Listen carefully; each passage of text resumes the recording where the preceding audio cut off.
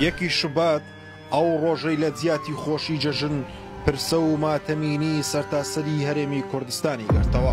21 ساڵ لەمەوبەر کارەساتێکی گەورە و خوێناوی لەلایەن تیرۆرستان و دوژمنانی ڕووناکی و ئاوەدانی ڕوبەڕووی هەولێری پایتەخت بوویەوە کە لە ئەنجامدا پتر لە 103 هاونیشتیمانی لە تەواوینەتەوە ئاینزاکان شەهید بوون و دەیانی دیکەش بریندار بوون. لە یەکی شوباتی ساڵی 2004 کاوکات بوو لەگەڵ یەکەم ڕۆژی جەژنی قوربان لەلایەن گروپی تندڕەوی و تیرۆرستی ڕێکخراوی قاعیدە هەردوو بارەگای لقی دوی پارتی دیموکراتی کوردستان و مەڵبەندی سێ ڕێخستنی هەولێری یەکێتی نیشتیمانی کوردستان لە هەوڵێکی خۆکوژیدا کرایە ئامانج و بۆ هۆیەوە دەیان کەس شەهید و بریندار بوون. لە ڕۆژەدا خەڵکی هەرێمی کوردستان سەرقاڵی جەژنە پیرۆزە بوون و گەردەن ئازاییان لە یەکتر دەکرد.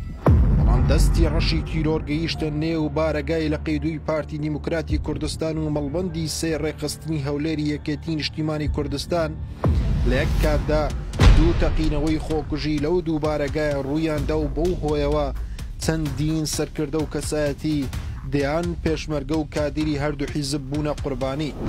ئەم کردە تیرۆریستیا بە یەکێک لە هەرە کارەساتترین و خوێناویترین ڕۆداوەکانی دوای پرۆسەی ئازادی عێراق و هەرێمی کوردستان دادەندرێت وارگیز ئەم ڕووداوە لەیاد ناچێت چونکە دەیان منداڵی بێباو کرد و دەیان ئافرەتی سەنگینی کوردی بێ هاوژین کرد.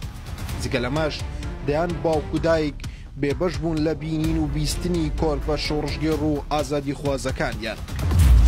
ئەمڕۆ هاوشێوەی ساڵانی ڕابردوو لە هەولێر یادی ئەو کارەساتە گەورەیە کرایەوە لە مەڕاستیمەکەدا مەسرور بارزانی سەرۆکوەزیرانی هەرێمی کوردستان هاوشانی کەسوکاری شەهیدان و کۆنسوڵ و نێردەی وڵاتانی بیانی تا جەگوڵینەی لەسەر مۆنۆمنتی شەهیدان دانا و فاتیحای خوێند.